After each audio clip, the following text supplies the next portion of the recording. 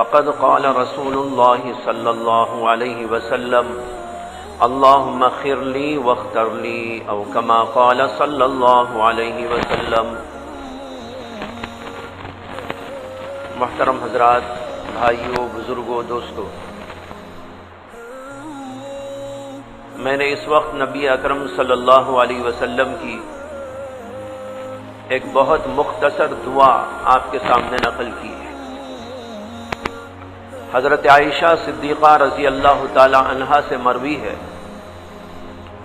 کہ انہوں نے فرمایا کہ رسول اللہ صلی اللہ علیہ وسلم جب کسی کام کا ارادہ فرماتے تو اللہ سے یہ دعا کرتے ہیں، اللہم اغفر لی واختر لی، اے اللہ میرے لیے جو مناسب ہے، جو اصلاح ہے، جو بہتر ہے وہ پسند کیجیے اور میرے لیے اس میں خیر رکھ دیجیے۔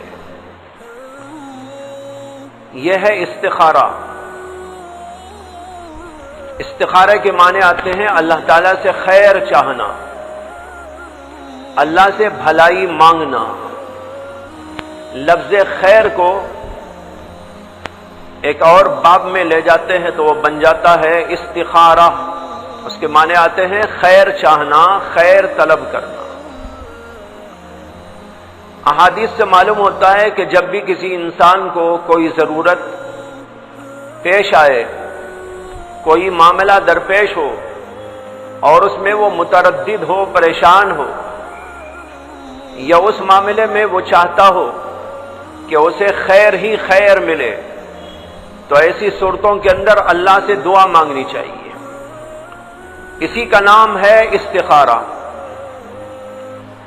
دنیا میں انسان کو بہت سارے معاملات پیش آتے ہیں اور نبی اکرم صلی اللہ علیہ وسلم نے ہمیں جہاں دین سکھایا ہے وہاں دنیا بھی سکھائی۔ جہاں دین کا خیر اللہ نے ہم کو دیا، اللہ کے نبی نے ہم کو دیا ہے، وہیں پر دینی خیر کا بھی اہتمام کیا اور ہمیں بتایا ہے کہ دنیاوی خیر کیسے حاصل کریں۔ دیکھیے دنیا ہے اور اس دنیا کے اندر انسان جیتا ہے تو مختلف حالات اس پر پیش آتے ہیں، مختلف مسائل درپیش ہوتے ہیں۔ ایسی صورت کے اندر وہ کبھی متردد ہو جاتا ہے، پریشان ہو جاتا ہے، میں یہ کام کروں کہ نہ کروں، یہ تجارت میں کروں کہ نہ کروں، فلاں جگہ میں شادی کروں کہ نہ کروں، فلاں مسئلے کو میں اختیار کروں یا نہ کروں، فلاں جگہ میں دکان کھولوں یا نہ کھولوں، وغیرہ وغیرہ بے شمار مسائل ہیں۔ جاب والوں کو مسئلہ پیش آتا ہے کہ کمپنی یہ بھی ہے میرے لیے، کمپنی وہ بھی ہے، جاب کہاں پر کروں، کسے میں ریسپانس کروں، اس کمپنی میں جا کر کام کروں یا اس کمپنی میں کام کروں، میں تجارت کرنا چاہتا ہوں تو کون سی تجارت کروں، کپڑے کی تجارت کروں کہ جوتوں کی تجارت کروں، چاول کی تجارت کروں یا کسی اور چیز کی تجارت کروں۔ لوگوں کے ذہنوں کے اندر مسائل پیدا ہوتے ہیں، ان کی زندگی کے اندر مختلف حالات پیش آتے ہیں۔ نبی اکرم صلی اللہ علیہ وسلم نے اللہ کی طرف سے ہمیں اس سلسلے میں بھی ہدایت دی کہ دنیا کے معاملوں کو تم کیسے حل کرو، دینی مسائل کو تم کیسے حل کرو۔ دنیا اور دین دونوں کی چیزوں کو اللہ کے نبی علیہ السلام نے سکھایا اور بتایا۔ جب ایسی صورتحال پیش آئے تو ایک کام تو یہ کرنا ہوتا ہے کہ لوگوں سے مشورہ کرو، تجارت والوں سے تجارت کے سلسلے میں مشورہ کیا جائے اور تعلیم کے سلسلے میں اہل علم سے مشورہ کیا جائے، صنعت و حرفت کے بارے میں پیشہ ور لوگوں سے مشورہ کیا جائے۔ اس طرح دنیا کے مختلف کاموں پر جو لوگ لگے ہوئے ہیں اور اس کے اندر مہارت رکھتے ہیں، ایسے لوگوں سے مشورہ کرنا یہ بھی ایک اہم کام ہوتا ہے۔ لیکن جن سے بھی ہم مشورہ کریں گے وہ بہرحال ہم جیسے انسان ہوں گے اور ان کو بھی تردد پیش آئے گا اور ان کی بات بھی کوئی قطعی اور آخری اور حتمی نہیں ہو سکتی۔ تو مشورہ وغیرہ کر لینے کے بعد اپنی تحقیق کو مکمل کر لینے کے بعد انسان کو پھر یہ سوچنا ہے کہ بھائی میں بھی انسان ہوں، یہ لوگ بھی انسان ہیں، یہ ڈاکٹرز بھی انسان ہیں، یہ بیرسٹر بھی انسان ہیں، یہ انجینئرز بھی انسان ہیں، یہ پروفیسرز بھی انسان ہیں، مختلف مسائل کے جو ماہرین ہیں، ایکسپرٹس ہیں، وہ بھی بہرحال مجھ جیسے انسان ہیں، اس لیے ان کی بات آخری اور قطعی تو نہیں ہو سکتی۔ آخری اور قطعی بات کوئی ہو سکتی ہے تو وہ اس کی جانب سے ہو سکتی ہے جو مجھ کو بھی پیدا کرنے والا ہے، تمام انسانوں کو پیدا کرنے والا ہے، تمام کے تمام جنات اور فرشتوں کو پیدا کرنے والا ہے، تمام مخلوقات کو پیدا کرنے والا ہے۔ مجھے اس اللہ کی طرف رجوع کرنا ہے جو قدرت بھی بہت بڑی رکھتا ہے، علم بھی اس کا سب سے زیادہ ہے، اور ایسا علم جس کے اندر کوئی نقص نہیں، ایسا علم جس کے اندر جہالت کا کوئی گزر نہیں، ایسا علم جو بالکل پرفیکٹ اور حتمی اور آخری اور قطعی ہے، وہاں سے جو بات مجھ کو ملے گی وہ آخری ہوگی، وہ قطعی ہوگی۔ اب یہاں پر آ کر استخارہ ہوتا ہے، پہلے ہو گیا استشارہ یعنی مشورہ، مشورے کے بعد ہے استخارہ کہ اللہ سے اب مشورہ کرو، اللہ سے خیر کو مانگو۔ ایک حدیث میں آتا ہے کہ نبی اکرم صلی اللہ علیہ وسلم نے ارشاد فرمایا، ما خاب من استخار ولا ندم من استشار، جس آدمی نے استخارہ کیا وہ کبھی ناکام نہیں ہوتا، اور جو آدمی مشورے سے چلتا ہو وہ کبھی شرمندہ نہیں ہوتا۔ یہ دو جملے فرمائے نبی اکرم صلی اللہ علیہ وسلم نے کہ جو آدمی اللہ سے استخارہ کرتا ہے اپنے معاملات میں، اپنے حالات میں، اپنے مسائل میں، اپنے حوادث میں، اپنی پریشانیوں میں، وہ آدمی کبھی خائب اور خاسر نہیں، وہ آدمی کبھی ناکام نہیں، ضرور اس کو کامیابی ملتی ہے۔ اور جو آدمی مشورے کے ساتھ چلتا ہو، جو بھی بات ہو لوگوں سے مشورہ کرتا ہو، اہل علم سے مشورہ، اہل دین سے مشورہ، اہل مہارت سے مشورہ، تو ایسا آدمی جب ان سے مشورہ کر کر کام کرے گا تو اس کو شرمندگی کبھی نہ ہوگی، اس لیے کہ وہ ٹھیک راہ پہ گامزن ہو جائے گا۔ اس سے معلوم ہوا کہ استخارے کی کتنی بڑی اہمیت ہے اسلام کے اندر۔ ایک حدیث میں آتا ہے، اور یہ حدیث بہت سارے صحابہ سے بروی ہے، حضرت جابر بن عبداللہ رضی اللہ تعالیٰ عنہ فرماتے ہیں کہ نبی اکرم صلی اللہ علیہ وسلم ہم کو استخارے کی تعلیم دیتے تھے اس طریقے پر جیسے کہ کسی سورت کی تعلیم دیتے تھے، قرآن کریم کی سورتیں جیسے سکھاتے تھے، اور اس کی بڑی اہمیت ہوتی تھی، اس پر بڑی توجہ دی جاتی تھی، ایک ایک لفظ کر کر کے اللہ کے نبی علیہ السلام لوگوں کو سکھاتے تھے اور بتاتے تھے۔ حضرت جابر کہتے ہیں جس طرح سورت سکھاتے تھے قرآن کریم کی، اسی طرح ہم کو دعائے استخارے کی بھی تعلیم دیتے تھے، دعا سکھاتے تھے، استخارے کی دعا ایسا پڑھو۔ معلوم ہوا کہ بڑی اہمیت ہے، اور یہ ایک صحابی نہیں، تقریباً ایسی ہی روایت 10 صحابہ کرام سے بروی ہے، حضرت جابر سے، حضرت ابو بکر صدیق سے، حضرت سیدنا عبداللہ بن مسعود سے، حضرت سیدنا ابو سعید خدری سے، اور بھی کچھ صحابہ کرام ہیں۔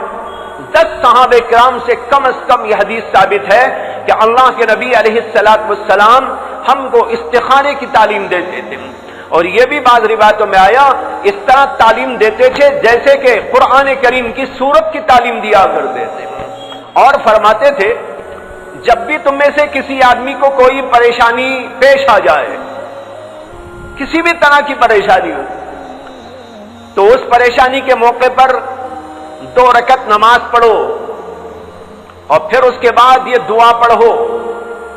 یہ اللہ کے نبی صلی اللہ علیہ وسلم کی تعلیم تھی، 2 رکعت پڑھنا اور پھر دعائے استخارہ پڑھنا۔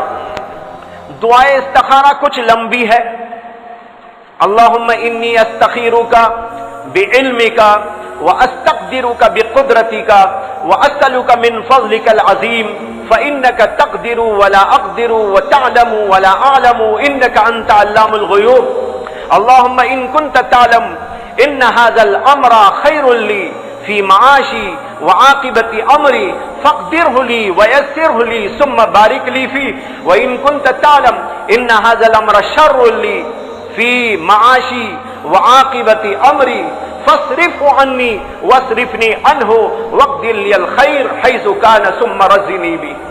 یہ پوری دعا ہے. اگر کسی کو یاد نہیں ہے تو وہ اصول کر لے, ہم اس کو لکھ کے دے دیں گے, اور یہ دعا پڑھیں اور اپنے دل میں اس کو اچھی طرح محفوظ کریں. اللہ کے نبی علیہ الصلوۃ والسلام حضرات صحابہ کو اس طرح یہ دعا کی تلقین کرتے تھے اور سکھاتے تھے جیسے قرآن کریم کی صورتیں سکھاتے تھے. معلوم ہوا کہ بڑی اہمیت ہے اس کی. اگر اتنی اہمیت نہ ہوتی تو اللہ کے رسول صلی اللہ علیہ وسلم کیوں سکھاتے اس طرح جیسے قرآن کریم کی صورت کی تعلیم دیتے ہیں؟ معلوم ہوا کہ بڑی اہمیت کی حامل دعا ہے. اس دعا کا اہتمام کرنا چاہیے اور ہر مسلمان کو یاد کرنا چاہیے. یہ اس کے دنیاوی معاملات کے لیے بھی بہت کارگر ہے, اخروی معاملات کے لیے بھی کارگر ہے. اس لیے اس دعا کا بہت اہتمام کیا جائے. یہ پوری دعا ہے. دعا کا ترجمہ سن لیجئے, ترجمہ ذہن میں محفوظ کر لیجئے. کتنا پیارا ہے اس دعا کا ترجمہ اور کتنی پیاری ہے دعا. اور بعض بزرگوں نے کہا کہ ایسی دعا تو سوائے نبی کے کوئی تعلیم دے ہی نہیں سکتا. ایسی پیاری دعا, ایسی اہم ترین دعا سوائے نبی کے کون ہے جو اس کی تعلیم دے دے؟ اللہ کے نبی صلی اللہ علیہ وسلم دعا کرتے ہیں, سکھاتے ہیں. کیا دعا؟ یہ دعا سکھاتے ہیں کہ اے اللہ آپ سب کچھ جانتے ہیں, میں کچھ نہیں جانتا. میں آپ سے دعا کرتا ہوں, میں آپ سے خیر چاہتا ہوں. آپ کے فضل سے, آپ کا فضل کا حوالہ دے کر میں آپ سے خیر کی تمنا کرتا ہوں, آرزو کرتا ہوں, دعا کرتا ہوں. اور اللہ سے کیوں دعا کرتے ہیں؟ فَإِنَّكَ تَقْدِرُ وَلَا أَقْدِرُ وَتَعْلَمُ وَلَا أَعْلَمُ. اس لیے کہ اللہ آپ قدرت والے ہیں اور میں بے طاقت ہوں, عاجز بندہ ہوں. اور آپ علم والے ہیں اور میں بے علم و جاہل ہوں. دیکھو اللہ کی تعریف ہو رہی ہے اس میں. اللہ تبارک و تعالی کی قدرت کا اظہار ہو رہا ہے, اللہ کے علم و جلالت کا بیان ہو رہا ہے. اپنی عاجزی کا, اپنی درماندگی کا, اپنی غلامی کا اللہ کے سامنے اظہار کیا جا رہا ہے.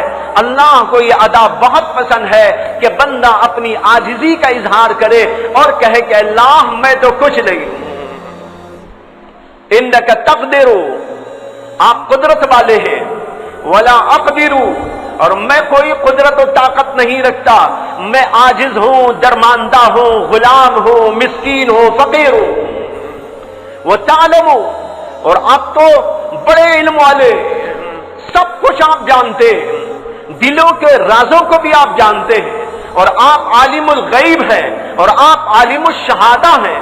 جو نظر آ رہا ہے ہم کو وہ بھی آپ جانتے ہیں, جو ہماری نظروں سے اوجھل و پوشیدہ آپ اس کو بھی جانتے ہیں.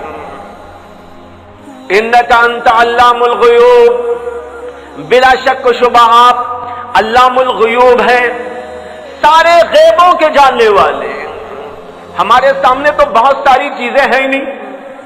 جنت کو ہم نہیں دیکھ رہے, دوزخ کو ہم نہیں دیکھ رہے ہیں, آسمانوں میں کیا ہو رہا ہے ہم کو نہیں معلوم ہے, یہاں اور کیا کیا کون سی مخلوق بیٹھی ہے ہماری نظروں سے اوجھل و پوشیدہ ہے. آگے کیا ہونے والا ہے ہم کو نہیں معلوم ہے, شام میں کیا ہونے والا ہے نہیں معلوم ہے, بلکہ 1 منٹ بعد کیا ہونے والا ہے وہ ہم کو نہیں معلوم ہے, ہمارے پیچھے کیا ہو رہا ہے وہ ہم کو نہیں معلوم ہے. یہ ہم عاجز و درماندہ بندے ہیں, ہمارے علم کے اندر بڑا نقصان ہے, لیکن آپ تو اللہ علام الغیوب ہے. تو اللہ کی قدرت کا واسطہ دے کر اور اللہ کی علمی جلالت کا حوالہ دے کر اور اپنی عاجزی اور درماندگی اور اپنی غلامی کا مظاہرہ کر کے بندہ اللہ سے کہتا ہے کہ اللہ میں اس لیے آپ سے خیر چاہتا ہوں کہ آپ جانتے ہیں میں نہیں جانتا، آپ قدرت والے ہیں میں قدرت نہیں رکھتا ہوں. اور پھر اس کے بعد دعا کرتا ہے. کیا دعا ہے؟ دعا کا ترجمہ یہ ہے، اے اللہ یہ معاملہ اب جو بھی ہمارے ذہن میں ہے معاملہ جس میں ہمیں پریشانی ہو رہی ہے، تردد ہو رہا ہے، اس کو ذہن میں رکھا جائے. اللہم ان کنت تعلم ان ھذا الامر، جب ھذا الامر کا لفظ آئے تو اپنا جو مسئلہ ہے وہ ذہن میں لائے. اے اللہ اگر آپ جانتے ہیں کہ یہ معاملہ جو مجھے درپیش ہے اس کے اندر میرے لیے خیر ہے، میرے لیے عافیت ہے، میرے لیے بھلائی ہے، میرے دنیاوی اعتبار سے بھی اور عاقبت اور اخروی اعتبار سے بھی، تو ایسی صورت میں آپ یہ خیر میرے لیے مقدر کر دیجئے، میرے لیے اس کو آپ پسند کر لیجئے اور اس کے اندر برکت عطا کر دیجئے. اگر اس میں خیر ہے میرے لیے مقدر کر دے، ایسے اسباب بنا دیجئے، ایسے حالات بنا دیجئے کہ وہ خیر مجھ کو مل جائے، وہ معاملہ میرا مجھ کو حاصل ہو جائے، وہ میری تجارت بن جائے، وہ میرا فلاں مسئلہ حل ہو جائے. اس طرح آپ میرے لیے اس مسئلے کو حل کر دیجئے اور اس کے اندر خیر رکھ دیجئے. وَإِن كُنتَ تَعْلَمُ إِنَّ هَذَا الْأَمْرَ شَرٌّ لِّي، اور اے اللہ اگر آپ یہ جانتے ہیں کہ یہ خاص معاملہ میرے لیے بھلائی والا نہیں ہے، اس کے اندر میرے لیے کوئی شر ہے، اس کے اندر میرے لیے اچھائی موجود نہیں ہے، میں تو نہیں جانتا آپ جانتے ہیں، اس کے اندر اچھائی ہے کہ برائی ہے، اچھائی ہے تو مقدر کر دینا، اگر اس میں کوئی شر ہے برائی ہے تو اے اللہ دنیاوی اعتبار سے برائی ہے تو بھی اور آخرت کے اعتبار سے برائی ہے تو بھی، دونوں صورتوں کے اندر اس کو میرے سے پھیر دیجئے اور مجھ کو اس سے پھیر دیجئے. پھیر دیجئے مطلب وہ معاملہ میرے سے ہٹا دیجئے اور مجھے بھی اس سے ہٹا دیجئے اور میرے سے اس معاملے کو ختم کر دیجئے، اور جہاں میرے لیے خیر ہے وہ خیر میرے لیے مقدر کر دیجئے. کیا پیاری دعا ہے، جچے تلے الفاظ کے اندر اللہ کی قدرت کا بیان، اللہ کی جلالت و عظمت کا بیان، اپنی عاجزی و درماندگی کا بیان، اپنی غلامی و پستی کا اظہار، اور پھر اللہ سے دعا، خیر ہے تو اللہ مقدر کر دیجئے اور شر ہے تو مجھ کو اس سے دور کر دیجئے اور اس کو میرے سے دور کر دیجئے.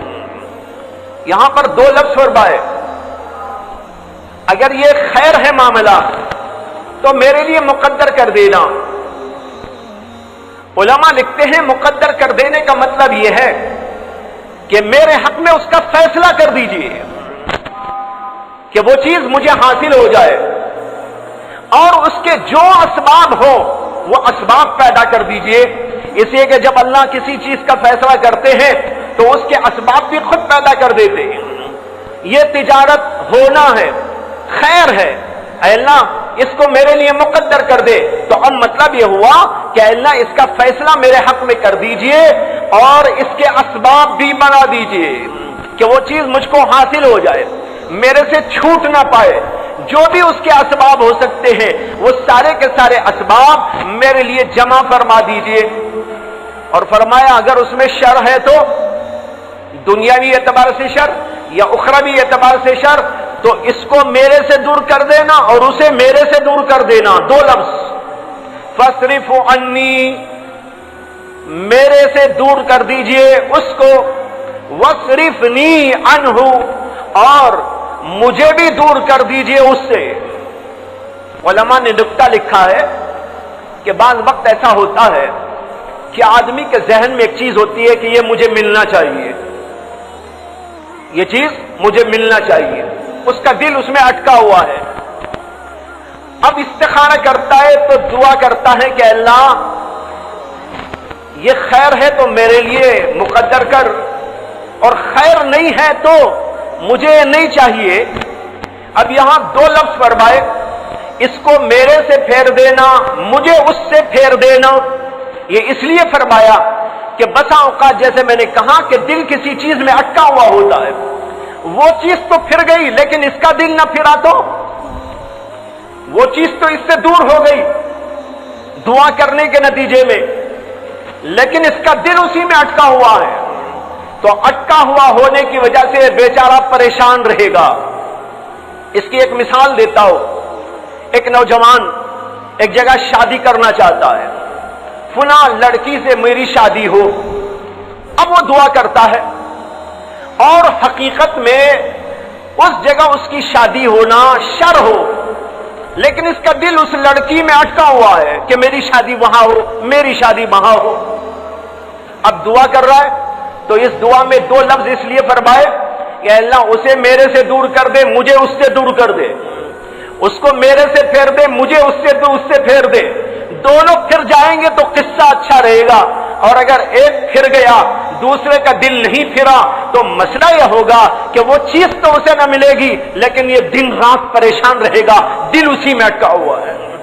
اب سوچو اللہ کے نبی صلی اللہ علیہ وسلم کی دعا میں کتنی باتوں کی رعایت ہے۔ یہ ایک مثال ہے سمجھانے کے لیے، چونکہ ایسے واقعات پیش آتے رہتے ہیں، لوگ بتاتے رہتے ہیں، اس لیے میں عرض کر رہا ہوں کہ یہ مسئلہ کتنا اہم تھا کہ اللہ کے نبی علیہ السلام نے یہ فرمایا اس کو میرے سے پھیر دینا اور مجھے اس سے پھیر دینا، اس کا دل میرے سے پھر جائے، میرا دل اس سے پھر جائے، اور ہمارا دل صاف ہو کر کسی اور جگہ سے ہماری تقدیر بن جائے۔ یہ ہے دعا، اس لیے ہر موقع پر یہ دعا کر لینا چاہیے۔ اس دعا کی تعلیم کا خلاصہ پہلے سمجھ لیں کیا ہے۔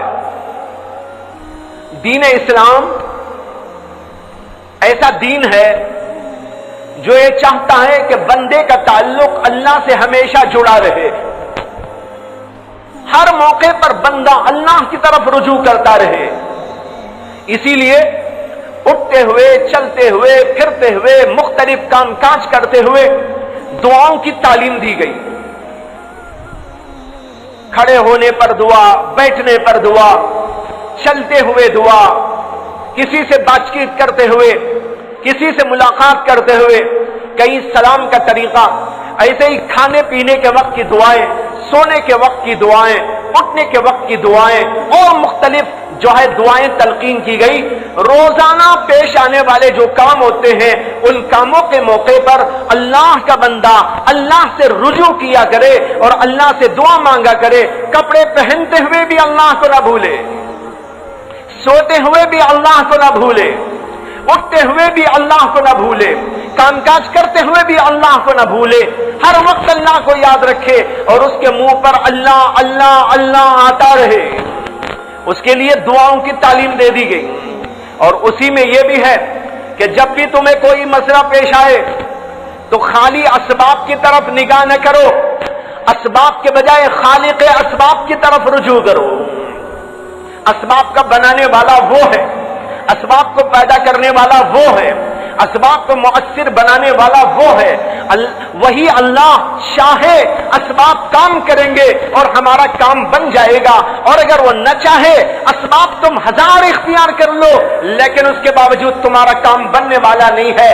اس لیے جب بھی تمہیں کوئی پریشانی پیش آئے، کوئی تردد والا معاملہ پیش آئے، کوئی نئی تجارت تم شروع کرنا چاہتے ہو، کوئی نیا مسئلہ تمہارے سامنے درپیش ہو، چاہے وہ شادی کا مسئلہ ہو، بیٹی کی شادی کا مسئلہ، بیٹے کی شادی کا مسئلہ، یا کوئی تعلیم کا مسئلہ، یا کوئی تعلم کا مسئلہ، یا کوئی اور دنیاوی امور و معاملات، یا اسی طرح دینی معاملات میں بھی کچھ ایسے معاملات ہیں کہ ان کے اندر بھی کبھی ضرورت پڑتی ہے مشورہ کرنے کی اللہ سے، ایسے ہر موقع پر اللہ کی طرف رجوع کرو۔